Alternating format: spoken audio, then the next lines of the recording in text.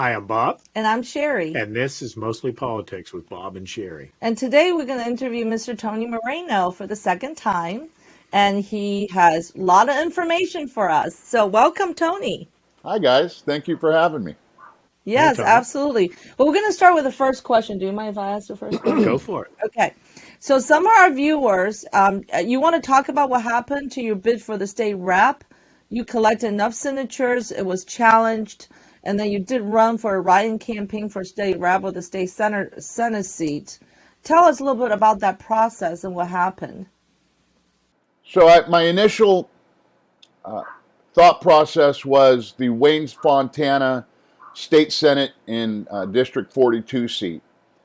It seemed to be that nobody has ran for that spot. When we had the reorganization for the gerrymandering of our area, I got redistricted into that spot. So that's where I was looking at first. And then I had a few people come to me and ask me if I would run for the 20th district spot against Emily Kincaid. Apparently she seemed to be a bigger problem than Wayne Fontana in some of the policies she was moving forward. So I looked at it and I decided, well, if this is what folks want, this is what I'm going to do. So we got some people together, and of course, we had that shortened period where we can draw signatures. So we had a bunch of motivated volunteers. We got out and brought the signatures. I had about 107 more than I needed. Unbeknownst to me, we had two Republicans. One of them is an elected official from Bellevue. His name is Tom Harita. The other one is a Bellevue lieutenant. His name is Tom Slevak, I believe. They were both Republicans. Like I said, one of them is a Republican council person. They filed a petition they filed a lawsuit challenging my petitions. Now, this was an uncontested race on my part. So the Republican Party was challenging my Republican candidacy, and there was no answer for it. When I did a little research, I found out who these people were connected to. Now, I need to tell you guys, and I need to tell everybody listening, this goes all the way back to when I first started running for mayor back in 2019. We don't have enough committee people, and a lot of the people that are listed as Republicans aren't truly Republicans. We hear about it, but this is proof. These folks are interconnected into the Emily Kincaid, Bethany Hallam, Sarah Namorado Socialist network. And it's proven by the work that was done from a woman, her name is Amanda, and as soon as I could think of her last name, I'll say it. But she was Deb Gross. Deb Gross is the socialist council person in Lawrenceville, in the city. This girl, Emily, I believe it's Emily, Amanda's her name, was Deb Gross's campaign manager. She also worked hand in hand with Emily Kincaid's campaign, and she is best friends with the lieutenant from Bellevue's wife, who is also a council person, but she's a Democrat council person. So they did all the phone calls, calling all the people on my petitions, and brought me to court. When I got to court, there sitting at the table was Bill Peduto's campaign manager, Skylar Schuler. And he's the one that was representing the Republicans that brought my petition to court. So we get up on the stand and we all swear in, and Chris Fromm, who was a petition getter, they handed Chris Fromm a petition and asked him if he got these signatures, and he said yes, and then flipped it over on the back where I had signed it because Chris didn't sign it. And if we're out gathering petitions together, I could sign them because that's what the language on the back of it says, is that I verify who was signing this, that they were Republicans, and that they're in the district representing the petition. That's all that's mandatory. All this other language is a bunch of word salad that they use to throw people off. But Chris Fromm swears that I forged his petition and that I tampered with it. On the stand, right in front of the judge, quote, "This is a forgery. This has been tampered with. What happened, Tony?" So at that point, the judge threw out the signatures, and I got removed because of some language. And something that should be very clear is this judge was trying to get me to change my testimony. He said, "Look, I'm the judge that keeps people on ballots.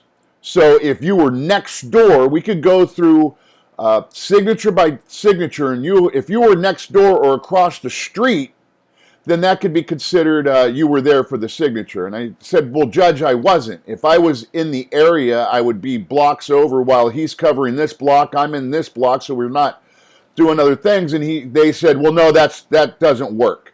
So it was odd listening to a judge encouraging me to lie after I had just sworn in and told them exactly where I was for these signatures and who signed them. I was losing faith in this process at that moment right there, that if I was in the judicial process the way these things are supposed to be handled, and also the lawyer that they used when we came into court was defending a candidate, and as soon as that case was over, he is now prosecuting the case, in my case, with the Socialist for Republicans. So that was a big problem. I knew that there was something going on.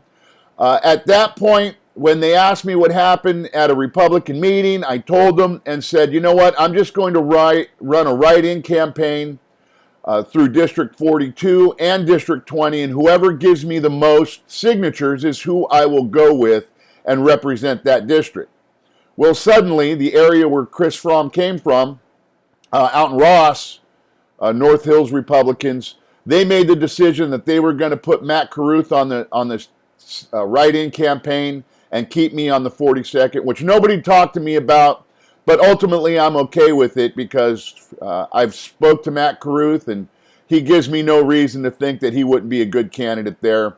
I just want to help him get that message across the board so we can fight it. But that's what happened with the decision-making process and how I was running and how it was removed, that Republicans had me removed, that were working with the Socialist. And now here we are, and I'm waiting for the results of what the write-in campaign was. There was over 1,000, there's 1,100 signatures gathered, and there is no answer for it. So that's in limbo. And I think that if that answers the question, let me know. If not, I can answer more. So the write-in campaign you had was for District 42 for the state Senate seat, correct? Well, I had my decision was to run them both hand in hand because at the time there was nobody else running. Without my knowledge, someone spoke to Matt Carruth and convinced him to run a write-in campaign. And I want to say there might have been a miscommunication because nobody asked me. I had made it clear in a Zoom meeting that I was going to run that way. And all of a sudden, Matt Carruth was running in that spot. They say that they tried to get a hold of me to talk about it. Chris Fromm showed up on my door trying to ask me if I was running a write-in campaign. And at that point, I don't trust anybody that gets on the stand and swears in and says, "I forged his signature." That's just not going to happen. So that's the write-in campaign was focused to the District 42 state Senate spot after I got removed from the state rep spot. And like I said, that's still in limbo. That's the one in limbo. Okay. There's Tony, there's a lot of talk about your run for RCAC chair. You know, you were in, then you were out. I mean, you endorsed Doug. Can you explain all that kind of briefly? Sure. Well, kind of briefly. Not really. Brief's not in my makeup, but I'll try to shorten it up. I'll put it out and you can ask questions. Okay. This process for me started in 2019 when I went to my first Republican committee chair or meeting. I know that there's talk about I was a Democrat and ran for mayor, specifically on your show with Sam Demarco. And there's a toss aside comment that says, well, the guy was a Democrat for all those years and ran as a Democrat, and he expects to be the RCAC chair. Well, I hear Sam, and he said it to my campaign manager and people. I've heard him say it to people all the time. Maybe you shouldn't be involved if you don't understand this, because this is a complicated political world, and if you don't know what we're doing, then you don't have any business here. Well, to anybody that doesn't understand why I was running as a Democrat in the city of Pittsburgh, we need to sit down and reevaluate your entire snapshot of what's going on here politically.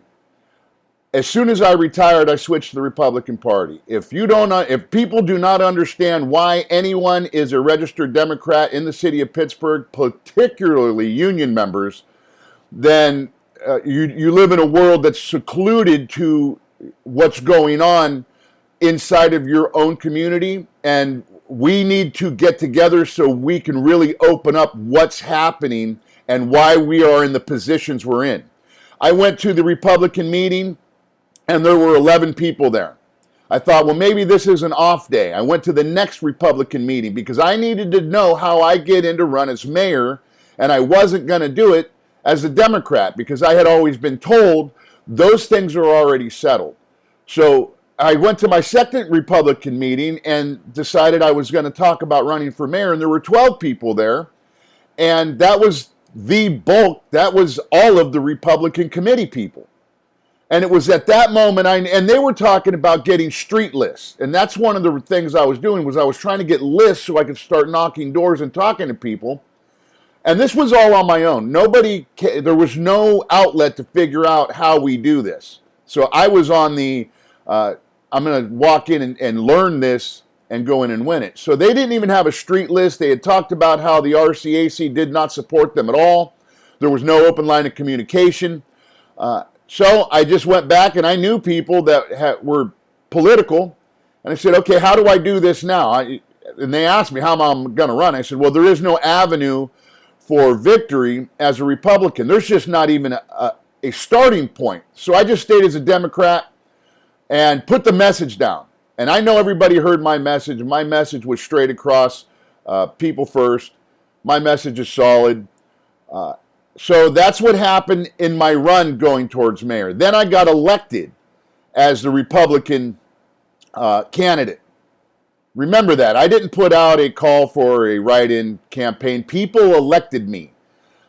I got almost 2,000 write-ins. And then we started growing the committee. When I started speaking at engagements all over the county, people wanted to hear what the message was and what was going on politically. I told them the most important thing we could do, and this was at any moment, was build the committee, getting involved. The people that were sitting in front of me were the most important people out there because ultimately they were deciding that they should bring friends with them. If they want to hear this new message of strength and going forward, that they need to bring people and get involved. And that's what happened. The city committee went from 12 to we're at almost 90. Outside committees. When I was at Team Red, I went to a Team Red meeting. I believe it was the meeting where they had come up with the name Team Red. The first time I spoke to them, they didn't even have a name yet.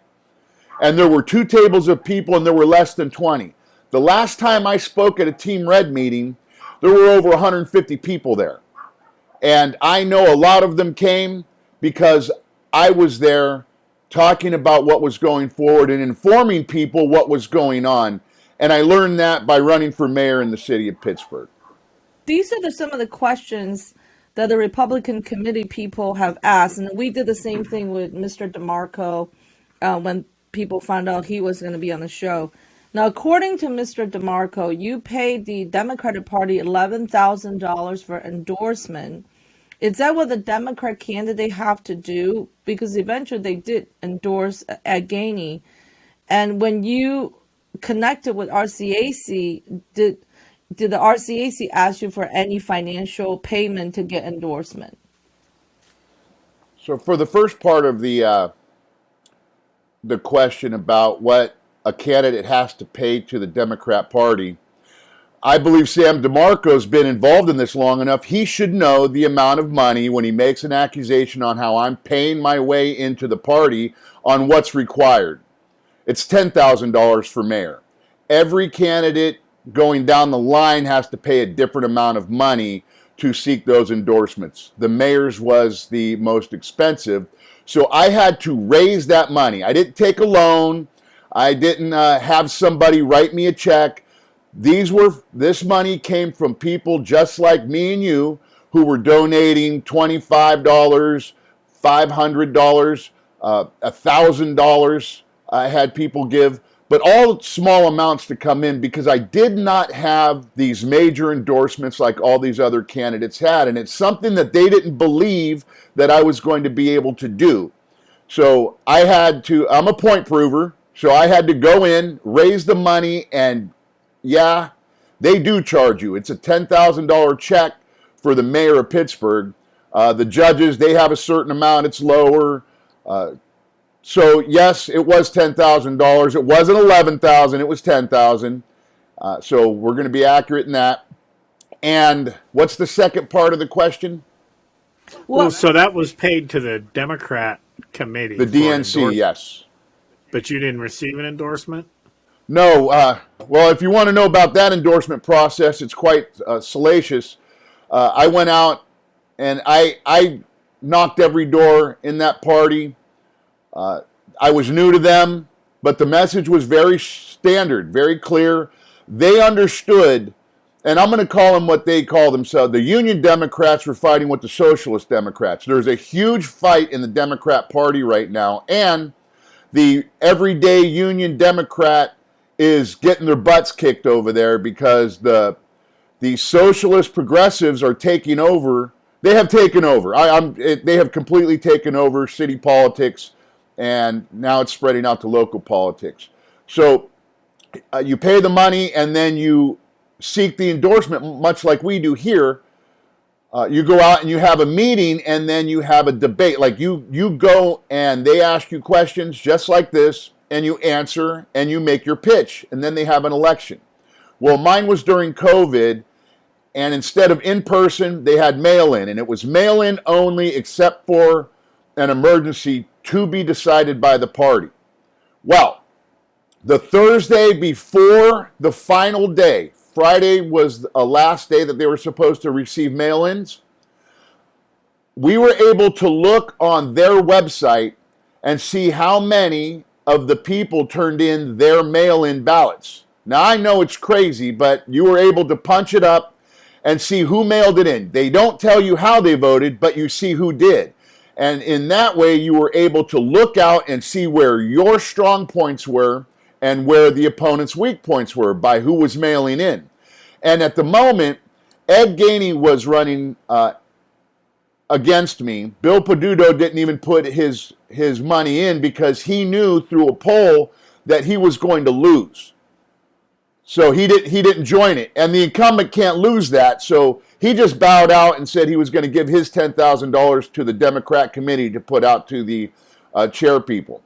So the Thursday before, I saw that over half of Ed Gainey's support, according to his voting record when he was state rep, over half of them didn't mail in their ballots. And in those areas, I was strong in my support. I had myself winning by about 20 votes. Well, believe it or not, Friday morning, the Democrat Party came out with a robocall saying that on Sunday, before the vote count, they were going to have in-person voting. And that's when I witnessed my greatest amount of ballot harvesting ever. They literally had carloads of people just dropping off 4, 5, 6 ballots without checking off people's names. And when I made the complaint, Eileen Kelly and John Weinstein both said, well, this is our party, these are our rules. And I ended up losing by about 100 votes. So that's how that process went going forward. I had them beat. They changed it to in-person ballot harvesting.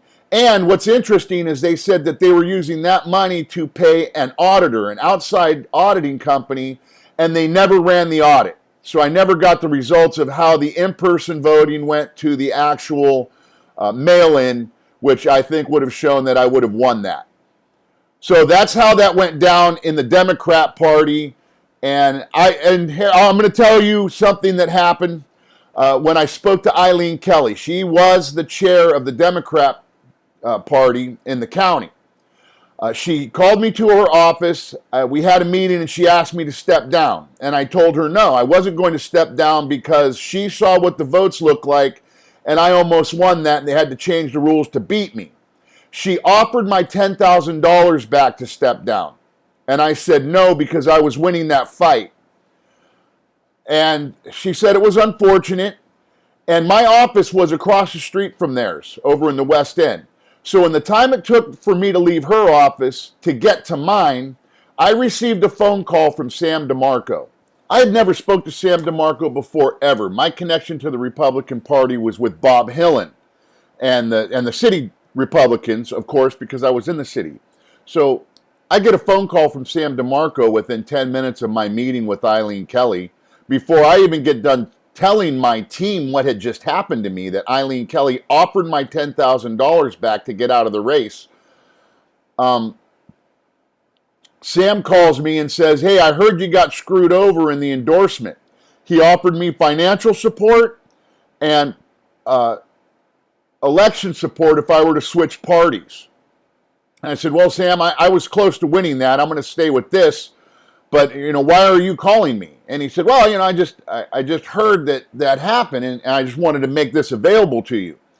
So I thanked him. I hung up the phone, and I called the city Democrat chair, who I was working with, because he's an old school blue dog Republican. I've known a lot of these people just because I live on the north side, and I was a union member in the city police department, and we just they're always around. So I knew the connections there. So I called him and said, hey, why is Sam Demarco calling me from the Republican Party offering me financial support? His words out of his mouth were John Weinstein. Eileen Kelly and John Weinstein are interconnected with Sam Demarco, and that's how they moved this Republican Party around. And so I knew that I had to watch what I was saying and where I was saying it because of those interconnectivities. So RCAC offered the financial support, but you didn't have to pay RCAC for the endorsement, correct? No, that was all done organically. RCAC never actually endorsed me. I got elected by Republicans. And RCAC didn't even put me on their website until about 2 weeks out of the general election. You mentioned before the Union Democrat versus Socialist Democrat in the city. Now, I understand Eileen Kelly did resign as a Democratic chairwoman, and the new person that's running, his name is also Sam. I'm just trying to look up his name. He's from the 14th Ward. It's Sam's Hands Greco. Yes. Yeah. And no one's running against him. No. He's going to be the Democratic chairperson. Yes. So, okay, I just want to mention, and now is he more, he seems like an older gentleman, so you think he's more on the union side? Oh, no, he is a very far left progressive socialist. He is akin to, what God bless his soul, he just passed, Jim Furlow. But when we talk about the East End politics and how far left they are in the East End, that's Sam Hands Greco. He is an old school progressive, Che Guevara style. That's why he's able to take over that position. He's just not a vocal stand on Bill Peduto's front step progressive socialist. He works very hard. He's a very hard working committee member. He's a very good socialist. Some of the committee people also asking this question. Prior to you running as a mayor of Pittsburgh, you were a lifelong Democrat. Why do you feel you are one of the best person to lead the Republican committee of Allegheny County? Well, he's not running for it now. He's not running for it now. Well, I'll answer the question because it is out there, and it's a criticism, and I'll go back to the beginning. You have to understand city politics first and realize how we have to move here in the city, specifically being a union member. My conservatism stands for itself. How I live my life proves who I am, and putting a letter in front of my name in how I have to move politically has nothing to do with how I believe we should all be living, and that's freely. As running for mayor, that's how this had to be done, and it's played itself out correctly. When I came into this, I had to register in the city of Pittsburgh to vote, and one of the things I looked at was how this is going to work for us. As a union, I was a police officer and I'm a union member, and we had to elect people that were going to be best for our union and our members. They just happened to be all Democrats. I was told by his name escapes me right now. He was a city council person. He said, the reason why you guys don't get more action moved your way as far as the police union goes is because you have too many people registered Republican. You just don't have enough votes. So they don't look at us seriously as a union. So that's when I knew that I had to register Democrat so they could show those numbers. The fire department I think it's 90% registered Democrats, and they vote. That's why the fire department gets what they want. And I tried to bring that to, I told people, I understand how you need to live. You live like me. We aren't different, but we have to vote. So it's an ongoing battle getting people to vote that way. Once I was able, and here's how I'll prove it. I will prove my mettle here. Cold Spark, the Republican group that the RCAC uses now for their political media and messaging, asked me to stay Democrat when I got elected by Republicans. Now, I went to their meeting and they said, we don't think you should switch. And I said, no, I will have nothing to do with that party ever again. It's terrible what they do, and I'm going to switch. And they thought because I had so much support in the Democrat Party that I should stay the Republican candidate, but stay as a Democrat. And I wasn't doing that. So I went ahead and switched my party, and I was able to come home and represent Republicans. And if you've heard my message, you know my message is strong, and it is conservative. I've never wavered off of it. And there has never, ever, ever been a question about my conservatism and my stance on all of it, ever. So I stand on that. Because I was registered for 24 years as a Democrat means absolutely nothing to bringing a solid conservative message, weeding out Democrats. You know, you got to remember, if you want to be the wolf, you got to beat the wolf. I spent years undercover in finding bad guys who are hiding amongst us. And that's what I'm doing now. I sat amongst those people and listened to how they operate, and it's terrible. But that's an advantage I have, and I wear that proudly, that I was able to operate and had those folks believing that they were under the guide of a solid message. I was in a podcast with two gentlemen who just won their chairmanships in the Democrat Party. One of them was in the 19th Ward, and one of them was over in the Lincoln Place Ward. I believe that's the, I want to say 20th. I'm not sure. But they looked at me and said, I don't know why people have a problem with you, because your message is a solid Democrat message. Now, both of you have heard me speak, and I never changed what I said, ever. Except for we need to vote Republican. That's the only thing. That this message is solid. It goes across the board. And that's how confused these people are. They don't understand that living free and living according to the Constitution is where it's at. That's where Americanism lies. That's where our patriotism lies. And I told them that, and they agreed. They just don't get it. So that's where I'm at in how I registered and how I move going forward. Now, you essentially dropped out of the race to run for chairman for the Republican Committee of Allegheny County and endorsed Mr. Doug Austin. Can you tell us what happened there, process, and why did you endorse Mr. Doug Austin? Yes, I was, well, like I said, we've been doing this since the very beginning. We realized before there was an audit the vote or committee project, any of that. We knew locally that there was a problem with our committee. We knew that we had the most Republicans in the state, and we just weren't utilizing it, and we had to figure out why. And once we started investigating that, we realized that the interconnectivity with the Republican Party in Allegheny County to the Democrat Party was a problem, and that the committee was not being built because of a control issue. When you could control those votes, you are able to do whatever you want and nobody can challenge you. So at every one of my meetings that I would go to or forums that I would speak at, I would speak of the importance to build the committee, because even though the Democrats are fighting, they are in lockstep with moving forward and getting their vote out. They have their committee seats filled and they vote accordingly. We didn't have enough people to build a committee out in our black neighborhoods in the East End. I have one woman who's ready to build a committee there. She went out and didn't have enough registered Republicans to be named a chairperson. So we knew that we had to move forward doing that.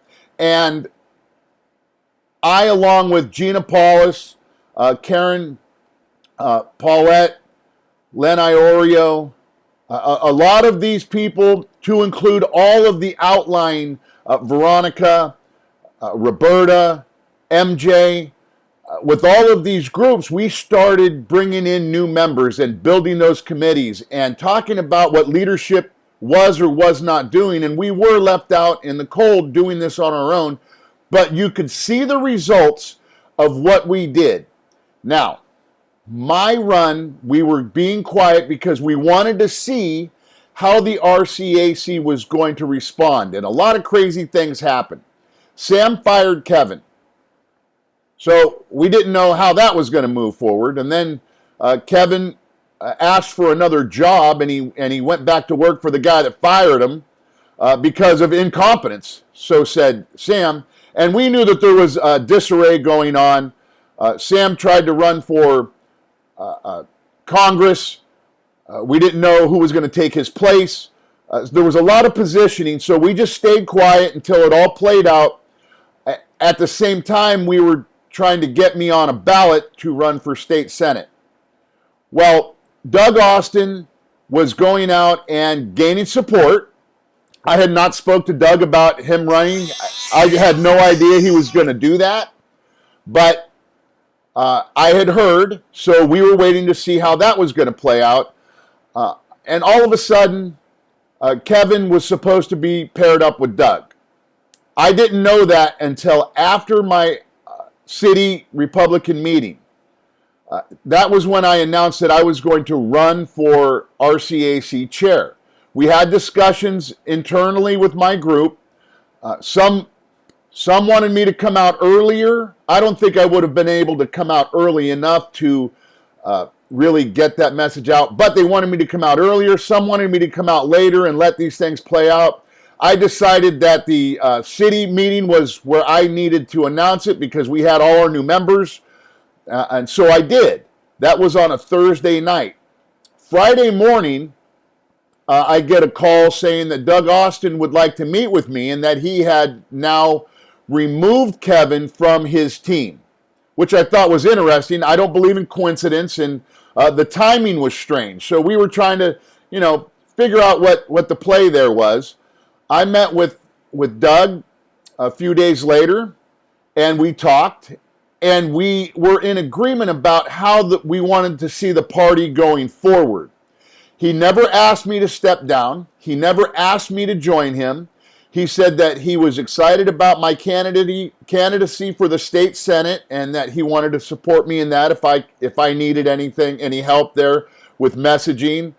But I told him, he was the first person that I showed the letter from Sam Demarco to my campaign manager, that I was going to bring that out for everybody to see, that this was aimed at my campaign. That I was going to move forward with the message because I had started something and we needed to see it out and finish it.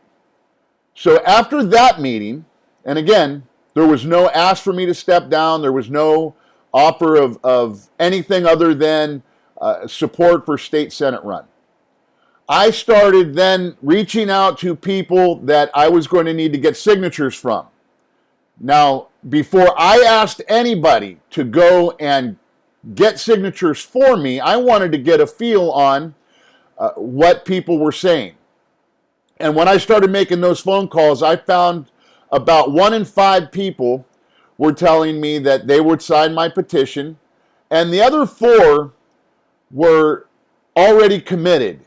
And what I was hearing was, Tony, we would have supported you if we would have known, but we're already supporting Doug. And overwhelmingly, the support was for Doug. There were some Sam supporters and some Kevin supporters who told me that they would support me, but they had already committed. But if it came down to a runoff, that they were going to vote for me. And it was around the 6th or 7th phone call that I made, I started realizing I'm going to be a problem in this. People were now feeling bad. I started getting other people calling me and saying, hey, I'm really sorry. I don't want you to think that I wasn't supporting you or you didn't have my support, but we already put in the work in knocking doors and putting out his message. So I sat down and I talked to my wife, and I talked to a couple people that were in this from the beginning with me and told them, I believe Doug's message is solid.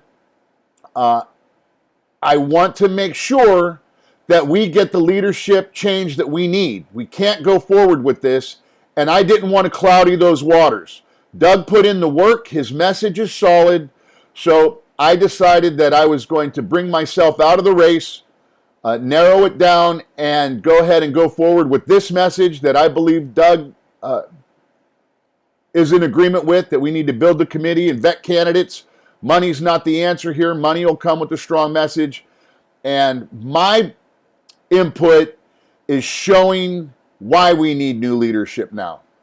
We already know what we need to do. Doug is going to bring that. He's did the work. He did the footwork in going out and getting that support. I'm not going to be the detriment to that. So that's why I pulled out, for no other reason. There's no deals made. There was no promises. Nothing nefarious. I didn't do it for just to mix things up. This is how my candidacy was going forward, and it's playing out the way it's supposed to. You obviously generated a lot of excitement in the city of Pittsburgh for expanding the Republican committee. So you say you grew from 12 to 90. And how many seats? I heard like a 200 or 2,000 seats around the city of Pittsburgh that needs to be filled still. Well, the county has well over 2,000. It's close to 3. I'll say 2,500. I think it's 2,600 seats that need filled. Inside the city, I believe we have over 800. So that's just, and we only have in the county 450 seats. You know, I could only talk to so many groups when I was running for positions, but the groups I did talk to grew because the message is clear.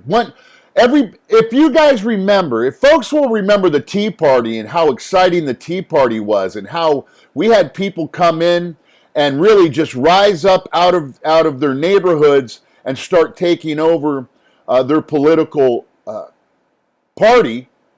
But the Tea Party didn't have a follow-up, and they also didn't have a vetting process. We elected a bunch of people that came forward and said, oh yeah, we're going to represent and be involved, but those people did not come out to be strong conservatives. And this is my challenge. When I came in and got elected as a Republican candidate, nobody vetted me. Nobody asked me a single question about where I stand. If they would have asked me about abortion, I would have said I was fiercely pro-life, but the reason you don't hear me talk about it is because it's a firebrand in the city of Pittsburgh, and the mayor doesn't have any say over it. So I was able to effectively avoid those questions. But you didn't ask me nobody asked me anything about where I stood on 2A. You know, what gun law is a good law? How do I feel about the defunding the police? Nothing. There was no question asked of me. And as I started seeing these candidates coming forward, I'm like, how come we aren't vetting these candidates? We don't know who they are. And that problem is proven that Republicans challenged my petitions. So part of that process was vet the candidates.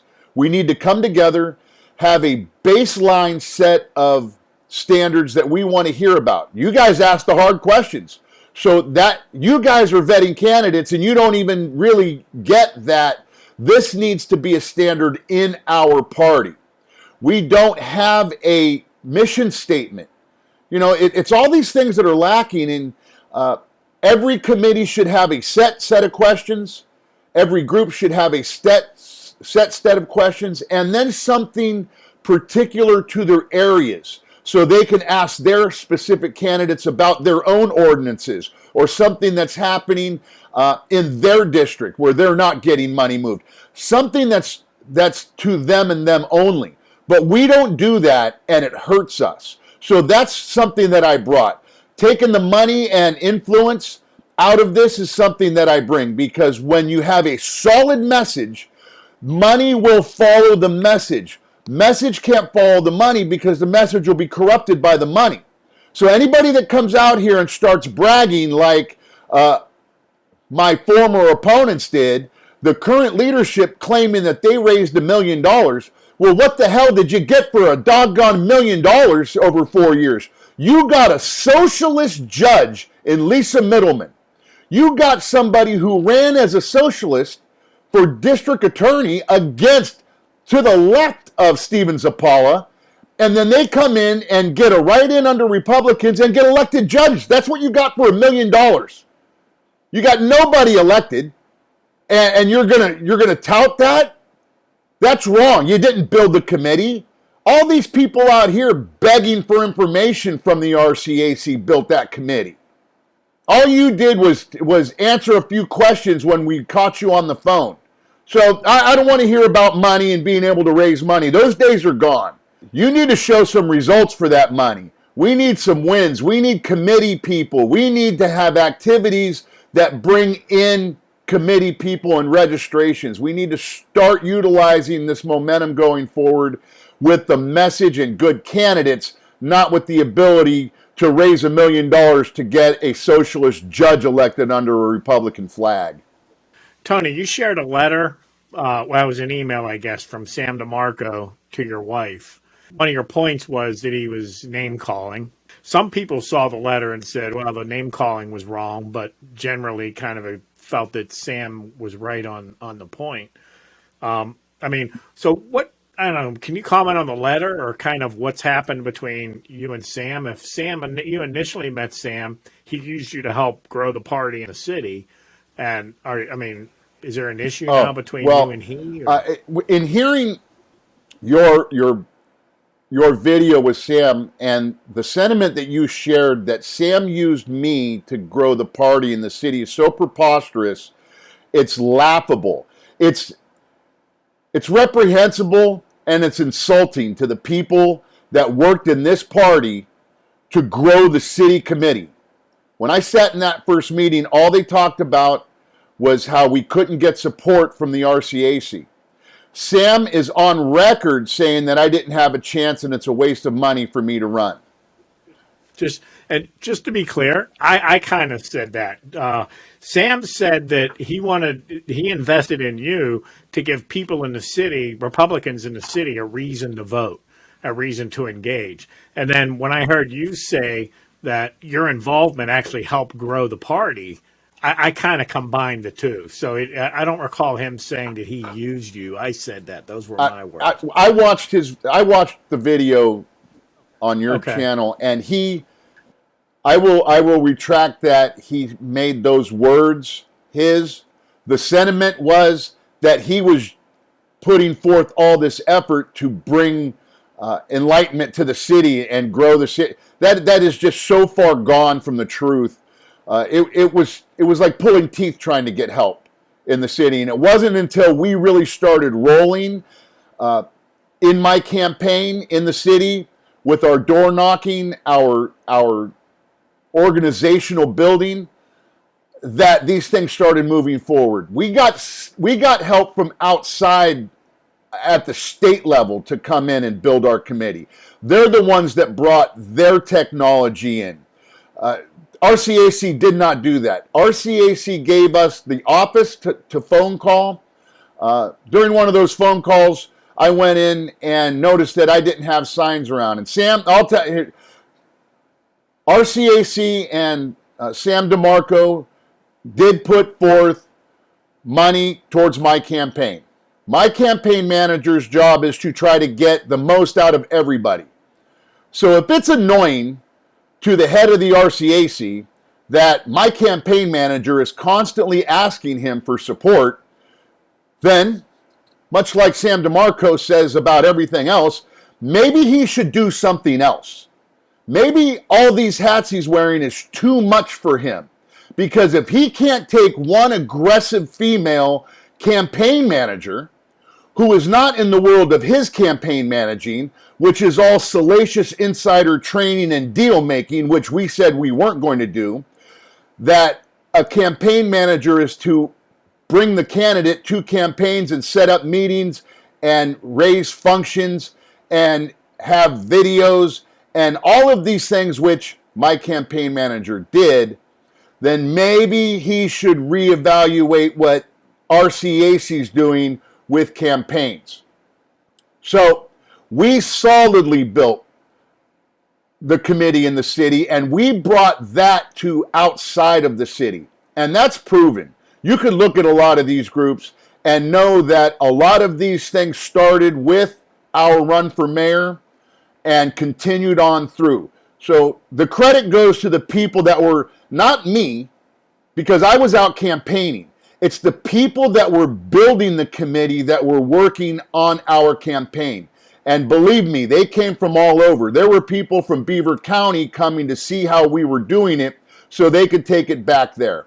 So I'm very proud of the folks that did that.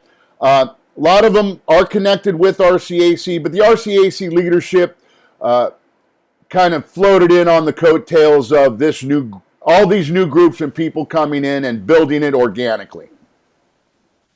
So, Okay. I guess my question, Tony, is you have 800, you need to fit, the city needs to fill 800 committee seat, and clearly you have already generated a lot of excitement. It's a start, from 12 to 90, that's quite an improvement. Going forward, what type of plan does city committee have to expand that number from 90 to perhaps 100 or 200, eventually get to 800? Well, this is how we're going forward, and we feel that we're going to try to use this as the model across the county. Now, we've sat with Audit the Vote and the Precinct Project and the people that came from the Youngkin campaign in Virginia, which also stemmed out of the Arizona audits. That was General, I can't remember. His name escapes me right now. It'll come to me in a minute. But they came up here and saw that we had the same problems that they had in Virginia. They had people that were ready to move. The process just wasn't there. So what we are going to do, and this is why it's important that we stay involved, that I'm staying involved, and this is where our conversation worked with Doug and me, because I am going to be the District 1 district chair. We are going to target all the committee people that are current and anybody that had a write-in for committee person, and then every registered Republican. Then we are going to go after Union Democrats. And I'm going to be able to target Democrats here in the city and show them what's going on in the Republican Party. And what we're trying to do is get enough registered Republicans to be able to be committee people and be at every polling place. That is the job of the committee, and that's where we win. If we can get people to register, that's where we need to spend our money. We need to break this all down before we could build it up again. We need to clean and fix our house before we can go out and get candidates to run in the city, in the county, and in the state, and in the country. We can't do it until we're fixed, until we have a good solid foundation here where we could protect our vote at our polling place. So we are going to we're going to target the areas that we don't have people. We are going to register them, and we're going to get them at these polling places. The goal is to have a Republican at every polling place, because that's where it stops. And that's what we learned in Audit the Vote and in the Precinct Project, is you have to stop them from cheating at the moment they're going to do it, because once it goes through, you can't get it back. And I'll give you the example that I learned personally. I had 10 people through the Precinct Project placed at suspect polling places. They were some of the bigger ones, but at all 10 of them, and I think we talked about this before, but I'm going to bring it up again because it's important why we're moving this way. All 10 of those places had a corrupted voting machine. 6 of them, when my people were there, they were there early before anybody else showed up, so they made sure that they were present. When those people showed up and they saw the voting machine, the seals were broken on 6 of them. The other 4 had people that come into a locked area, and my people were supposed to be allowed to go in and watch them take that machine out, which they were not allowed. And when the machine was presented to them, the seals were broken. So 10 out of the 10 seals were corrupted. We reported and nothing was done. Now, if we would have had enough people on site, we would have been able to bring that all to light, and we would have been able to show the state that we need an investigation done here. We need to find out. But the way that the leadership is set up currently, and the fact that we don't have people in polling places, shows that we need an overall, everybody needs to be changed out here so we could get these things done. We know how to run it. We know how to bring it to light. We have attorneys that are going to be coming forward. So when we have this next election, this general, we are going to be moving forward to get that done. That's what my plan is. I'm going to attack the north side here. We're going to register more people. We're going to find committee people. I'm going to get them appointed so they could sit in these polling places. And we're going to get a true snapshot of what real candidates look like and what a real election looks like. Sounds like you're still involved, you're still engaged, and you're trying to help the party. I've watched the Republican Party operate in much the way the Democrat Party does. And that's just because of exposure. That's how politics are run here. And the reason that we can't change it is we don't have that foundation. And it's, like I said, it's what I've seen from the very beginning. And I used to say, is it like this everywhere else? Because I don't understand why nothing's changed. Until you get involved, you'll never understand why nothing's changed. You have to get in and see the nasty political trades that go on, the nastiness that happens inside, the cutthroat lying that happens, the deception, to understand why we haven't moved forward. And we have a group of people now ready to hang it all out there. They're putting their necks on the line. I put mine on the line. I'm taking all the heat. I don't care. I could take it. This letter right here, and that's where we need to get. I need to get back to this because it's going to show you something in our leadership. But that I am involved, and I won't quit this until we are on the right track and we get some wins here internally. This is going to take a long time. It's not like we just woke up and were presented with the quick fix. It took a very long time for us to get in this position, and until we start moving to right the ship, we're going to keep doing the same thing. And that's why this letter is important, because the onus of this letter, the reason why this got written is because Dr. Poloka, and I'm going to, if you allow me, I'm going to give you a quick resume about my stupid, incompetent campaign manager who can't spell, who doesn't deserve to be labeled doctor because it's pretentious because she's not doing brain transplants. Patty Poloka is a born Northsider. Her father was a retired police officer, died as a result of injuries. He was put off the job. Her mother died when she was 3 years old, so she was raised by that father who was a SWAT member. He was a hardcore cop, but he was also an alcoholic. So she had no motherly influence. She pretty much was the oldest and took care of her dad while he was dying. Then went on to a great career. She was a banker. She was a bank manager. She then went on to be in the military. She was enlisted as a medic. Went from being an enlisted medic and saw that her ceiling was only going to be so high, and then went through officer candidate school. She was one of 16 women and over 60 people that were in officer candidate school. Out of 18 people that ended up finishing, she was the only female. She then got her commission as a military police officer. Inside of that, she saw her ceiling quickly hit its peak. Her mentor, who was General, 3-star General Joseph, told her she should go into logistics, which she did. She then changed her job again as a logistician. She retired from the military after 21 years as a major, and the chief of police, or the Fort Indian Town Gap, which is the largest training center in the National Guard in the country. So that's her military resume. She retired from the police department after 20 years as a detective. She was a polygraph expert. She ran the mental health training for the county, which was the state model. She was the clinical director of the police officer support team. So Dr. Poloka also ran the G20 logistics. You know, what is a campaign manager but basically a logistician?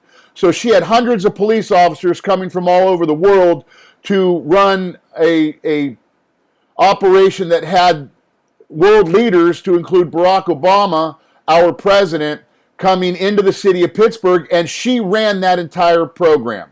So to say that she is not qualified is just preposterous. Then you hear the language. The misogynistic language in this letter is nothing like you hear when Sam Demarco is in person speaking to people, particularly females, and you can ask that across the board. I witnessed it. It's reprehensible, but to have that put down in paper and then complain that it was too much to ask for. The reason that this was written is Sam wanted me to put on my campaign finance report a poll that was done. A poll that was done, Sam said the RCAC put the money forward to have this poll done that showed that I was way behind. Well, when I read the poll, I gave it to professionals in this line of work, one being Dr. Paulette and Karen, who works for Robert Morris University, and this is what she does. This is what she teaches. She was a professional in the DA's office, and now she teaches it, how to break down all of these numbers and analytics. And the first thing she said was, this poll is no good because it only has 600 people, and that's the minimum criteria, but it doesn't show us where the polling was done. I needed the zip codes for where the poll was done. I needed the areas so we could get a true snapshot of what it looked like. I put in several requests through RCAC and Sam Demarco specifically, and I was told that I was not going to receive that. So the poll was no good, and really when you look at the poll, I said this poll was not done for me. This poll shows the negatives towards Ed Gainey. And if you look at when Ed Gainey started changing his message from the defund the police message to we need to have better police and police walking the beat, is exactly the same time the poll came out that was directed to me. So if this poll was on the up and up, there is absolutely no reason for anyone, particularly the head of the RCAC, to not give me the information where this done, one, so I can attack that area with my message, it was strange that they were trying to get me, they being Sam Demarco and Coldspart, wanted me to change my message. Now, I had been out there campaigning, and I knew my message was on point and it was strong, but they wanted me to change it. Then this poll came out saying that my message was hurting Gainey, and it was showing Gainey's negatives. Then Gainey's message transferred to my message. So it was very odd that within a week of that happening, Sam Demarco had a secret meeting with my campaign events organizer. It had 9 people in it.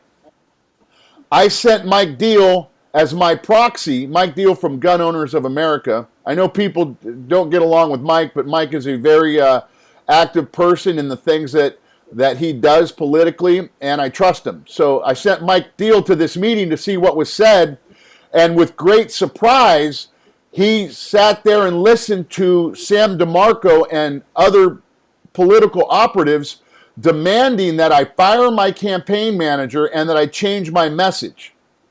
So why is the head of the RCAC having a secret meeting with my campaign without me? So I don't trust any of it. Those problems are real. That's why this letter was written.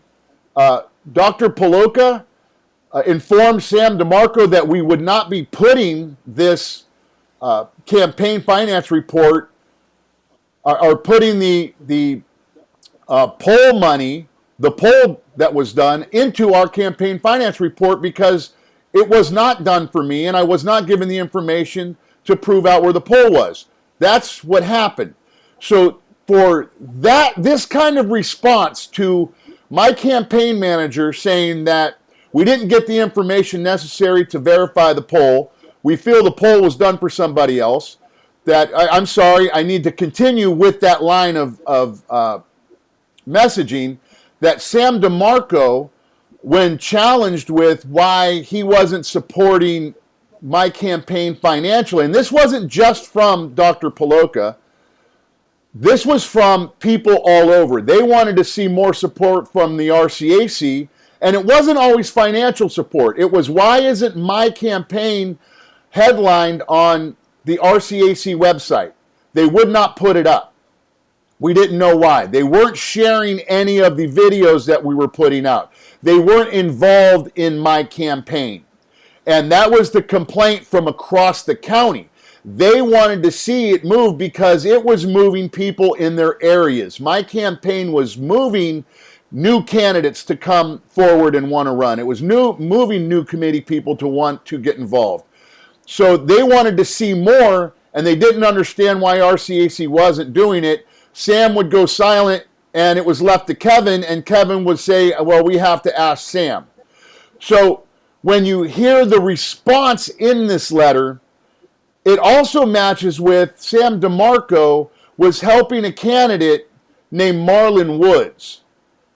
When we found out that Sam Demarco was helping Marlon Woods with getting him put on the ballot, which was detrimental to me, my campaign manager said in person at an event at All-Star Cafe, hey, I hope you're going to support Tony as much as, if not more, than you're helping Marlon Woods.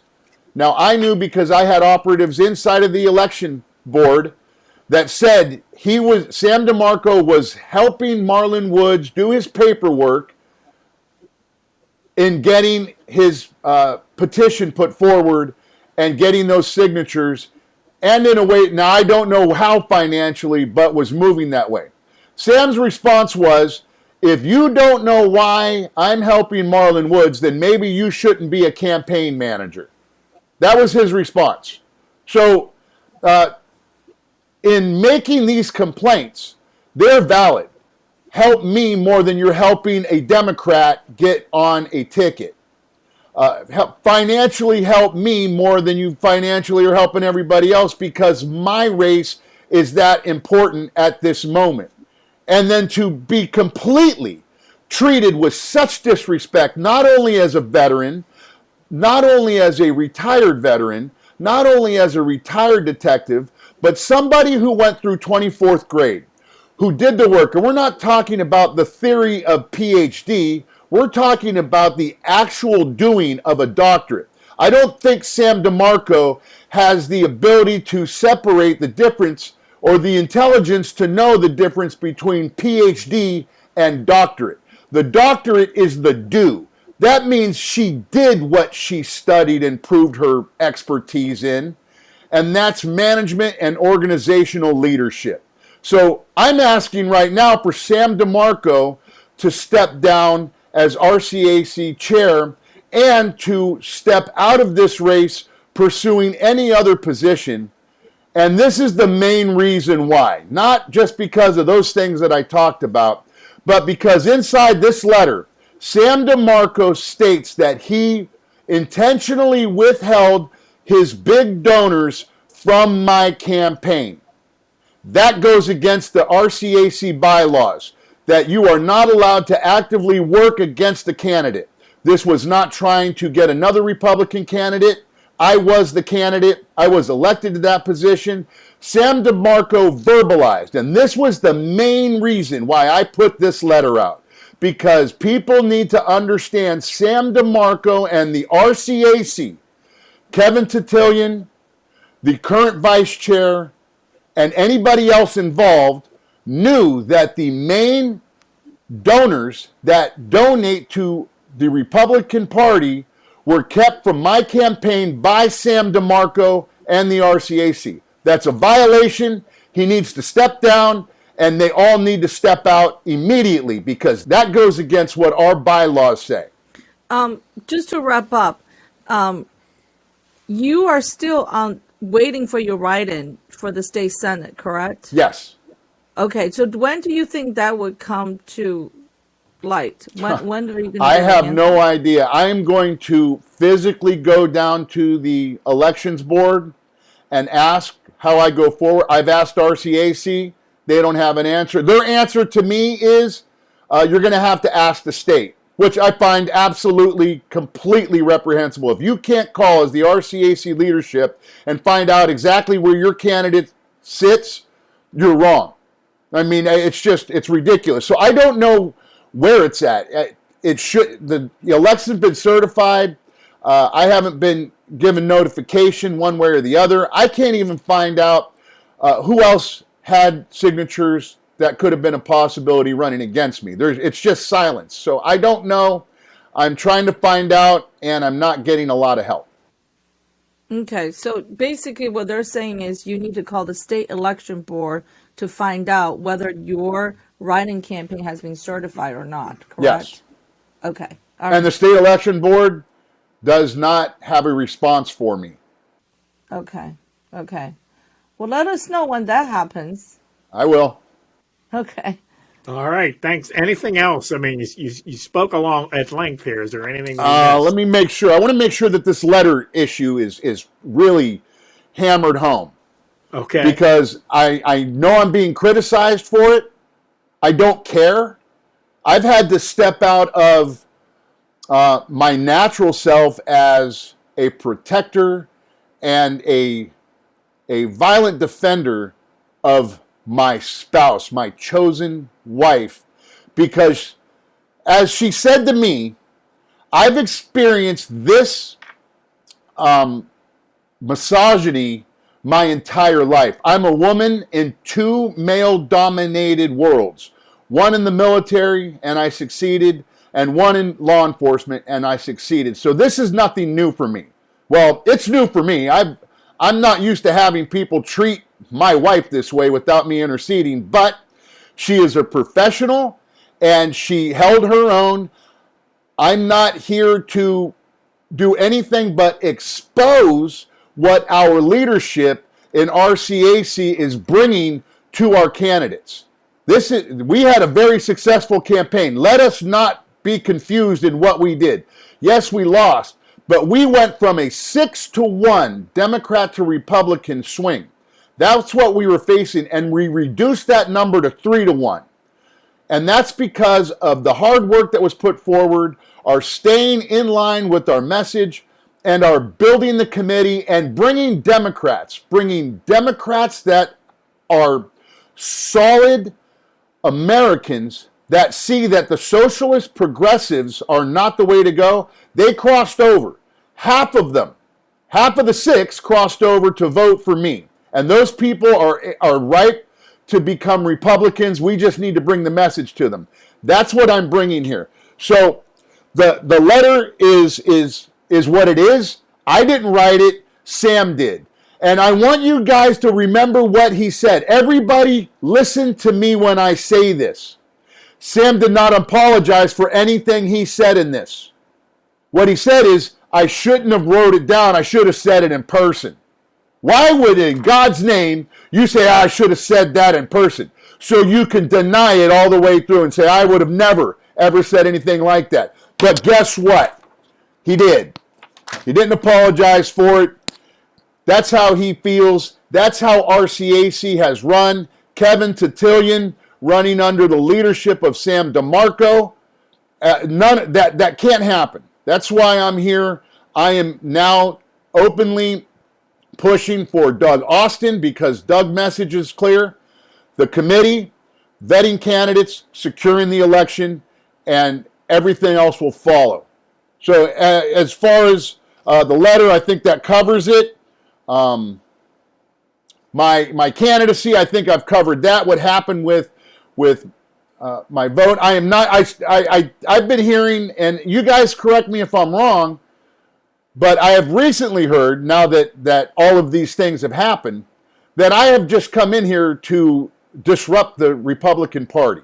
Have you heard anything like that? Well, that was one of the questions. That was one of the questions. Thank you for reminding us. Yeah, that was one of the questions. Well, I've had people ask me that. Okay. What's your whole point here? Mm-hmm. Well, you know what? I think my point is, yeah, I'm coming in to disrupt the Republican Party because we've been crapping the bed for a long time. You know what I mean? We saw what was happening. We didn't do anything. 2016 happened where Donald Trump was elected, and we all went, "Wow, what's going on?" People are starting to realize we do have a voice. The biggest issue we have that I found, because I try to problem solve when I'm finding this. If I'm attacking something and I don't have an answer to the problem, then I shouldn't be attacking it. One of the issues that we have and why we don't get support from the state is because we don't have juice, which means we don't have a voting base. What they're telling us is we don't move elections, so they don't care about us.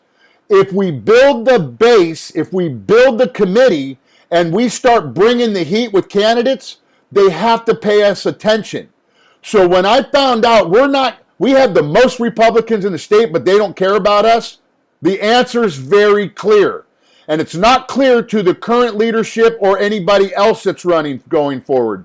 Their answer is we need to raise money. They're touting it. Oh, we raised $1 million. Well, $1 million got us crap. We have no respect in the state. We build the committee, we lay that foundation, we build respect, and then we gain muscle and we start moving because now we're locked arm in arm. That's my mission. That's where it lies, and that's what I'm going to keep doing. Yes, I would like to win the state Senate, but we can't fix anything until our house is fixed. That's why I'm here, and I'll continue to do it. I will continue finding the problem. I will continue to tell you what's going on inside the city because the Democrats use the city as their incubator process because they control all of it.